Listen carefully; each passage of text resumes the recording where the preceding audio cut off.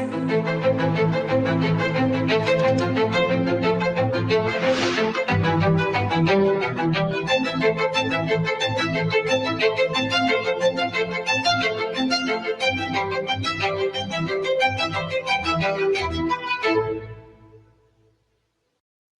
प्यारे देशवासियों, नमस्कार।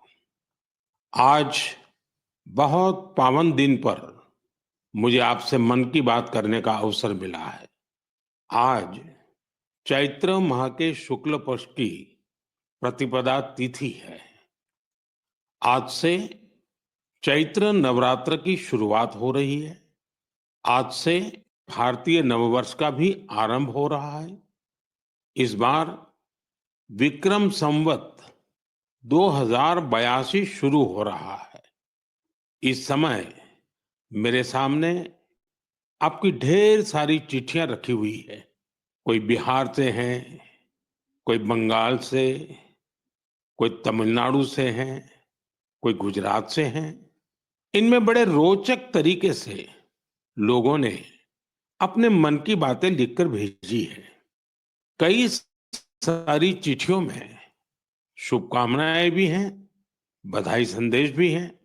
लेकिन आज मेरा मन करता है कुछ संदेशों को आपको सुनाऊं। सर्वारिगु युगादि हब्बद शुभाशय गढ़ू। अगला संदेश है अंदरी की उगादि शुभाकांक्षलु। अब एक और चिट्ठी में लिखा है संवसार पाड़व्यार्ची परबी। अगले संदेश में लिखा गया है गुड़ी पाड़वा निमित्त हार्दिक शुभेच्छा। हमारे एक साथी ने लिखा है एल्लावरक्कुम विशु आशम शगल। एक और संदेश है इनिये पुथांडु नल्लवाल थुक्कल। साथियों, आप ये तो समझ गए होंगे कि अलग अलग भाषाओं में भेजे गए संदेश हैं, लेकिन क्या आप इसकी वजह जानते हैं? यही तो वो खास बात है जो आज मुझे आपसे साझा करनी है। हमारे देश के अलग अलग राज्यों में आज और अगले कुछ दिनों में नववर्ष शुरू हो रहे हैं और ये सभी संदेश नववर्ष और विभिन्न पर्वों की बधाइयों के हैं। इसलिए मुझे अलग अलग भाषाओं में लोगों ने शुभकामनाएं भेजी हैं। साथियों, आज कर्नाटका में, आंध्र प्रदेश, तेलंगाना में उगादी का पर्व बहुत धूमधाम से मनाया जा रहा है। आज ही महाराष्ट्र में गुड़ी पड़वा मनाया जा रहा है।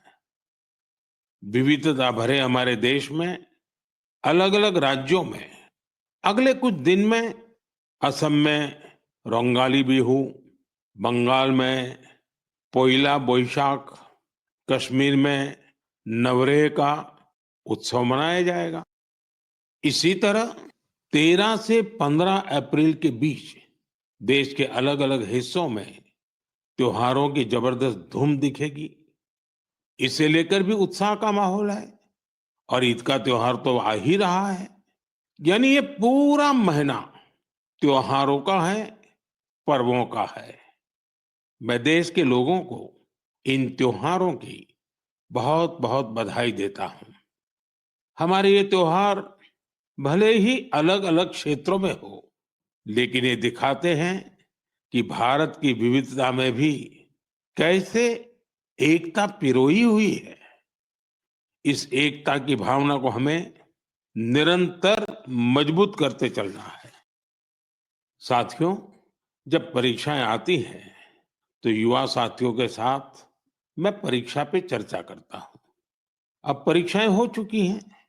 बहुत सारे स्कूलों में तो दोबारा क्लास शुरू होने की तैयारी हो रही है। इसके बाद गर्मी की छुट्टियों का समय भी आने वाला है। साल के इस समय का बच्चों को बहुत इंतजार रहता है। मुझे तो अपने बचपन के दिन याद आ गए जब मैं और मेरे दोस्त दिन भर कुछ ना कुछ उत्पात मचाते रहते थे। लेकिन साथ ही हम कुछ कंस्ट्रक्टिव भी करते थे, सीखते भी थे। गर्मियों के दिन बड़े होते हैं इसमें बच्चों के पास करने को बहुत कुछ होता है।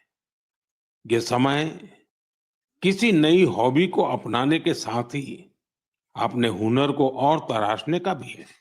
आज बच्चों के लिए ऐसे प्लेटफॉर्म की कमी नहीं, जहां वे काफी कुछ सीख सकते हैं।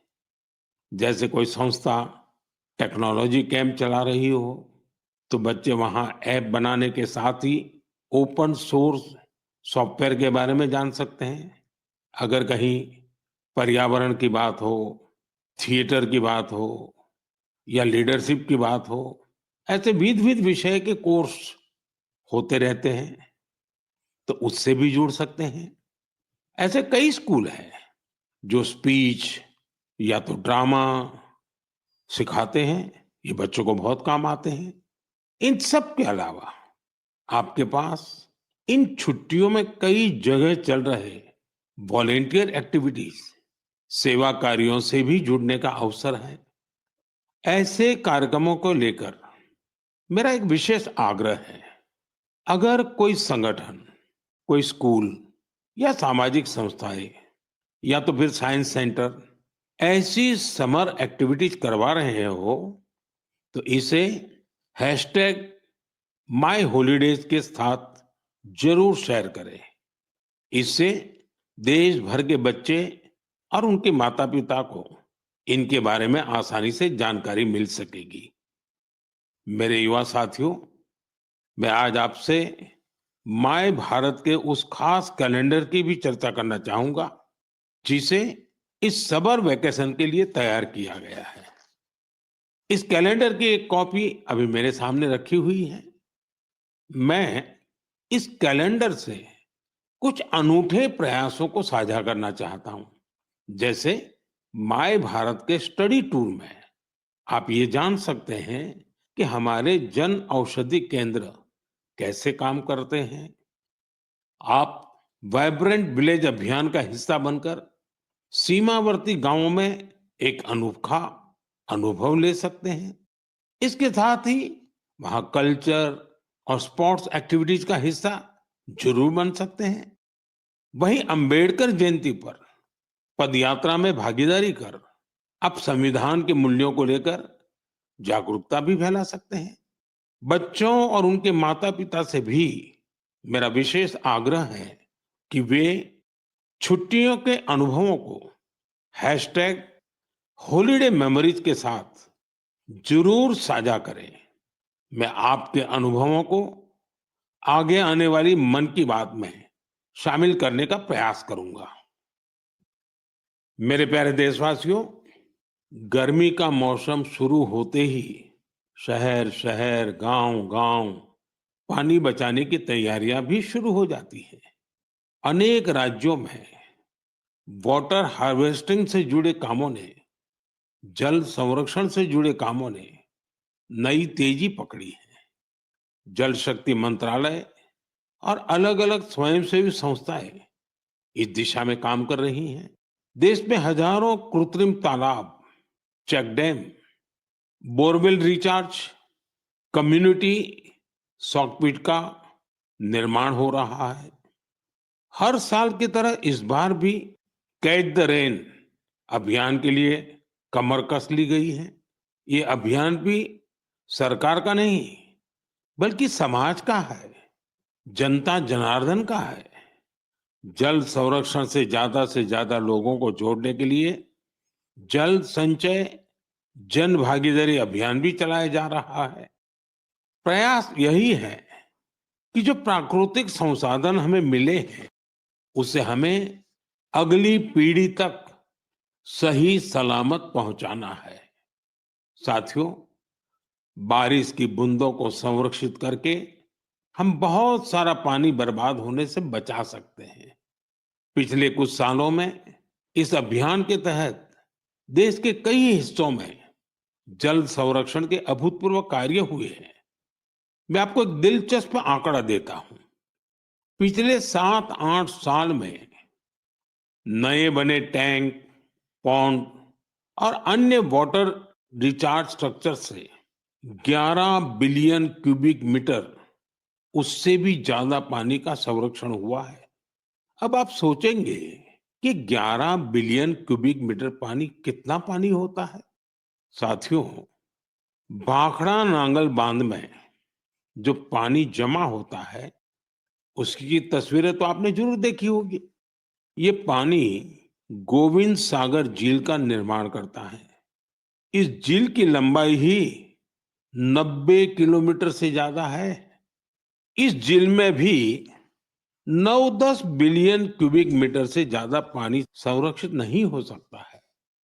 सिर्फ 9-10 बिलियन क्यूबिक मीटर। और देशवासियों ने अपने छोटे छोटे प्रयास से देश के अलग अलग हिस्सों में 11 बिलियन क्यूबिक मीटर पानी के संरक्षण का इंतजाम कर दिया है ना ये शानदार प्रयास? साथियों, इस दिशा में कर्नाटका के गडक जिले के लोगों ने भी मिसाल कायम की है। कुछ साल पहले यहाँ के 2 गांवों की झीलें पूरी तरह सूख गई। एक समय ऐसा भी आया जब वहां पशुओं के पीने के लिए भी पानी नहीं बचा। धीरे धीरे झील घास फूस और झाड़ियों से भर गई। लेकिन गांव के कुछ लोगों ने झील को पुनर्जीवित करने का फैसला किया और काम में जुट गए। और कहते हैं ना, जहां चाह वहां राह। गांव के लोगों के प्रयास देखकर आसपास की सामाजिक संस्थाएं भी उनसे जुड़ गई। सब लोगों ने मिलकर कचरा और कीचड़ साफ किया और कुछ समय बाद झील वाली जगह बिल्कुल साफ हो गई। अब लोगों को इंतजार है बारिश के मौसम का। वाकई ये कैच द रेन अभियान का शानदार उदाहरण है।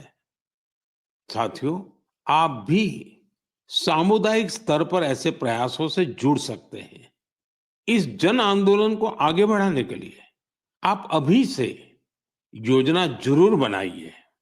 और आपको एक और बात याद रखनी है, हो सके तो गर्मियों में अपने घर के आगे मटके में ठंडा जल जरूर रखिए। घर की छत पर या बरामदे में भी पक्षियों के लिए पानी रखिए। देखिएगा, ये पुण्य कार्य करके आपको कितना अच्छा लगेगा। साथियों, मन की बात में अब बात हौसलों के उड़ान की, चुनौतियों के बावजूद जज्बा दिखाने की। कुछ ही दिन पहले संपन्न हुए खेलो इंडिया पैरा गेम्स में एक बार फिर खिलाड़ियों ने अपनी लगन और प्रतिभा से सबको हैरान कर दिया। इस बार पहले से ज्यादा खिलाड़ियों ने इन खेलों में हिस्सा लिया। इससे पता चलता है कि पैरा स्पोर्ट्स कितना पॉपुलर हो रहा है। मैं खेलो इंडिया पैरा गेम्स में हिस्सा लेने वाले सभी खिलाड़ियों को उनके शानदार प्रयासों के लिए बधाई देता हूं। हरियाणा, तमिलनाडु और यूपी के खिलाड़ियों को पहला, दूसरा और तीसरा स्थान हासिल करने के लिए शुभकामनाएं देता हूं। इन खेलों के दौरान हमारे दिव्यांग खिलाड़ियों ने 18 राष्ट्रीय रिकॉर्ड भी बनाए, जिनमें से 12 तो हमारी महिला खिलाड़ियों के नाम रहे। इस बार के खेलो इंडिया पैरा गेम्स में गोल्ड मेडल जीतने वाले आर्म रेसलर जॉबी मैथ्यू ने मुझे चिट्ठी लिखी है। मैं उनके पत्र के कुछ हिस्से को पढ़कर सुनाना चाहता हूं। उन्होंने लिखा है, मेडल जीतना बहुत खास होता है, लेकिन हमारा संघर्ष सिर्फ पोडियम पर खड़े होने तक सीमित नहीं है। हम हर रोज एक लड़ाई लड़ते हैं। जीवन कई तरीके से हमारी परीक्षा लेता है। बहुत कम लोग हमारे संघर्ष को समझ पाते हैं। इसके बावजूद हम साहस के साथ आगे बढ़ते हैं। हम अपने सपनों को पूरा करने में जुटते हैं। हमें ये विश्वास रहता है कि हम किसी से कम नहीं है। वाह, जॉबी मैथ्यू, आपने कमाल लिखा है, अद्भुत लिखा है। इस पत्र के लिए मैं आपका आभार व्यक्त करता हूं। मैं जॉबी मैथ्यू और हमारे सभी दिव्यांग साथियों से कहना चाहता हूं कि आपके प्रयास हमारे लिए बहुत बड़ी प्रेरणा है। साथियों, दिल्ली में एक और भव्य आयोजन ने लोगों को बहुत प्रेरणा दी है, जोश से भर दिया है। एक इनोवेटिव आइडिया के रूप में पहली बार फिट इंडिया कार्निवल का आयोजन किया गया। इसमें अलग-अलग क्षेत्रों के करीब 25,000 लोगों ने हिस्सा लिया। इन सभी का एक ही लक्ष्य था, फिट रहना और फिटनेस को लेकर जागरूकता फैलाना। इस आयोजन में शामिल लोगों को उनके स्वास्थ्य के साथ-साथ पोषण से जुड़ी जानकारियां भी मिली। मेरा आग्रह है कि आप अपने क्षेत्रों में भी इसी तरह के कार्निवल का आयोजन करें। इस पहल में माय भारत आपके लिए बहुत मददगार बन सकता है। साथियों, हमारे स्वदेशी खेल अब पॉपुलर कल्चर के रूप में घुल मिल रहे हैं। मशहूर रैपर हनुमान काइंड को तो आप सभी जानते ही होंगे। आजकल उनका नया सॉन्ग रन इट अप काफी फेमस हो रहा है। इसमें कलारियपट्टू, गतका और थांगता जैसी हमारी पारंपरिक मार्शल आर्ट्स को शामिल किया गया है। मैं हनुमान काइंड को बधाई देता हूं कि उनके प्रयास से हमारी पारंपरिक मार्शल आर्ट्स के बारे में दुनिया के लोग जान पा रहे हैं। मेरे प्यारे देशवासियों, हर महीने मुझे माय गॉव और नमो ऐप पर आपके ढेरों संदेश मिलते हैं। कई संदेश मेरे मन को छू लेते हैं, तो कुछ गर्व से भर देते हैं। कई बार तो इन संदेशों में हमारी संस्कृति और परंपराओं के बारे में अनोखी जानकारी मिलती है। इस बार जिस संदेश ने मेरा ध्यान खींचा, उसे मैं आपसे साझा करना चाहता हूँ। वाराणसी के अथर्व कपूर, मुंबई के आर्यश लिखा और अत्रेय मान ने मेरी हाल की मॉरिशस यात्रा पर अपनी भावनाएं लिखकर भेजी है। उन्होंने लिखा है, इस यात्रा के दौरान गीत गवई की परफॉर्मेंस से उन्हें बहुत आनंद आया। पूर्वी उत्तर प्रदेश और बिहार से आए बहुत सारे पत्रों में मुझे ऐसी ही भावुकता देखने को मिली है। मॉरिशस में गीत गवई की शानदार परफॉर्मेंस के दौरान मैंने वहां जो महसूस किया, वो वाकई अद्भुत है। साथियों, जब हम जड़ से जुड़े रहते हैं, तो कितना ही बड़ा तूफान आए, तूफान हमें उखाड़ नहीं पाता। आप कल्पना करिए, करीब 200 साल पहले भारत से कई लोग गिरमिटिया मजदूर के रूप में मॉरिशस गए थे। किसी को नहीं पता था कि आगे क्या होगा, लेकिन समय के साथ वे वहां रस बस गए। मॉरिशस में उन्होंने अपनी एक बड़ी पहचान बनाई। उन्होंने अपनी विरासत को सहेज कर रखा और जड़ों से जुड़े रहे। मॉरिशस ऐसा अकेला उदाहरण नहीं है। पिछले साल जब मैं गयाना गया था, तो वहां की चौताल परफॉर्मेंस ने मुझे बहुत प्रभावित किया था। साथियों, अब मैं आपको एक ऑडियो सुनाता हूँ।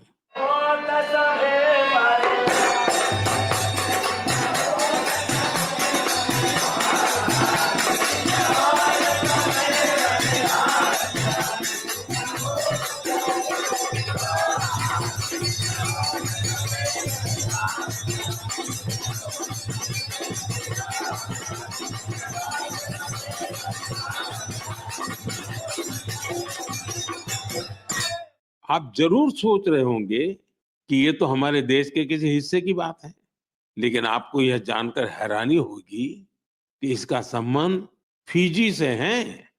यह फिजी का बहुत ही लोकप्रिय फगवा चौताल है। ये गीत और संगीत हर किसी में जोश भर देता है। मैं आपको एक और ऑडियो सुनाता हूँ।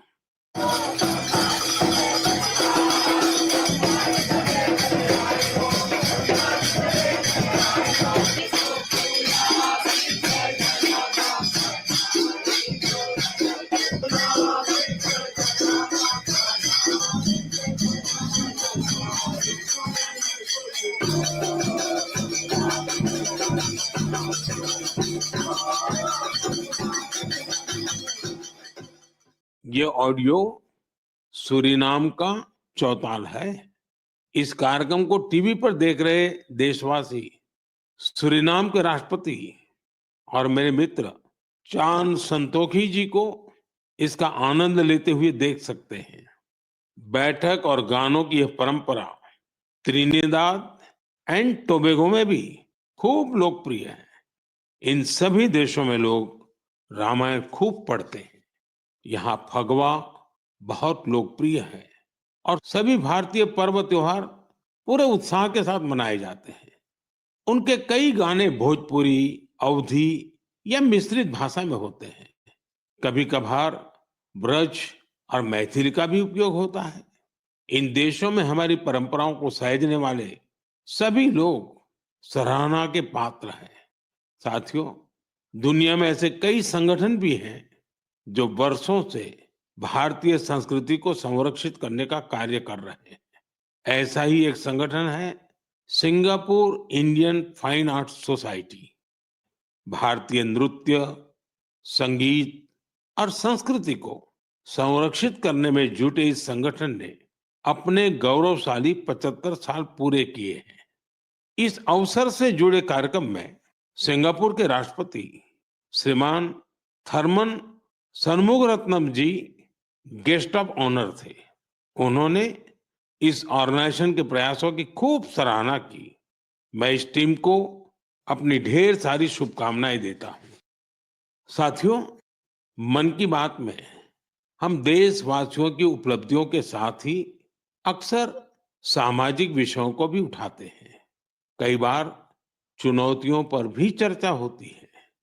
इस बार मन की बात में मैं एक ऐसी चुनौती के बारे में बात करना चाहता हूं जो सीधे हम सबसे जुड़ी हुई है।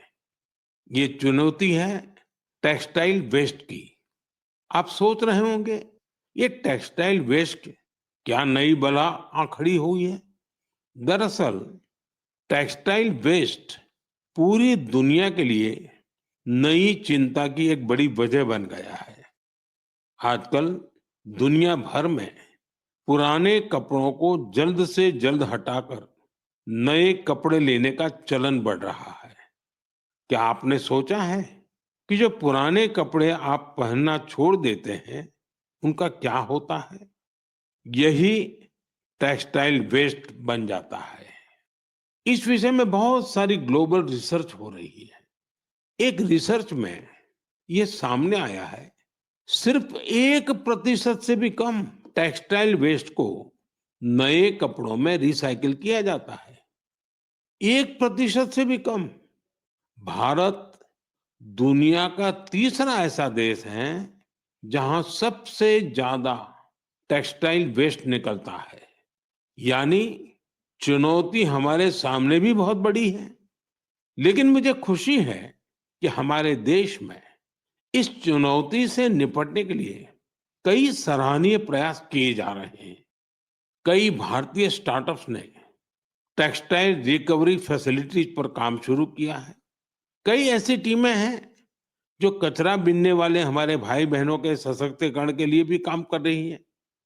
कई युवा साथी सस्टेनेबल फैशन के प्रयासों में जुड़े हैं। वे पुराने कपड़ों और जूते चप्पलों को रिसाइकल कर जरूरतमंदों तक पहुंचाते हैं। टेक्सटाइल वेस्ट से सजावट की चीजें, हैंडबैग, स्टेशनरी और खिलौने जैसी कई वस्तुएं बनाई जा रही हैं।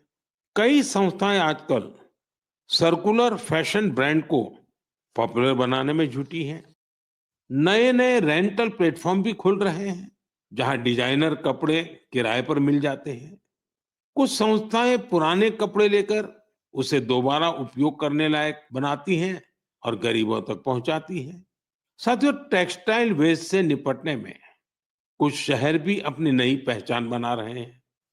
हरियाणा का पानीपत टेक्सटाइल रिसाइकलिंग के ग्लोबल हब के रूप में उभर रहा है। बेंगलुरु भी इनोवेटिव टेक्स सॉल्यूशंस से अपनी एक अलग पहचान बना रहा है। यहाँ आधे से ज्यादा टेक्सटाइल वेस्ट को जमा किया जाता है, जो हमारे दूसरे शहरों के लिए भी एक मिसाल है। इसी प्रकार तमिलनाडु का तिरुपुर वेस्ट वाटर ट्रीटमेंट और रिन्यूएबल एनर्जी के माध्यम से टेक्सटाइल वेस्ट मैनेजमेंट में जुटा हुआ है। मेरे प्यारे देशवासियों, आज फिटनेस के साथ-साथ काउंट का बड़ा रोल हो गया है। एक दिन में कितने स्टेप्स चले, इसका काउंट।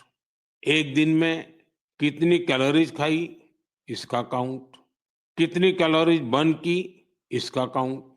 इतने सारे काउंट्स के बीच एक और काउंटडाउन शुरू होने वाला है।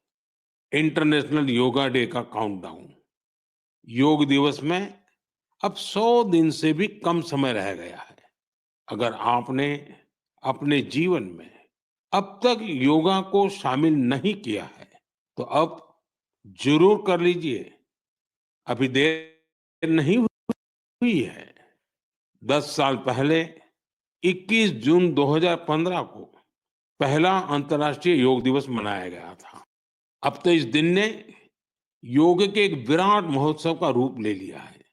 मानवता को भारत की ओर से यह एक ऐसा अनमोल उपहार है जो भविष्य की पीढ़ी के बहुत काम आने वाला है।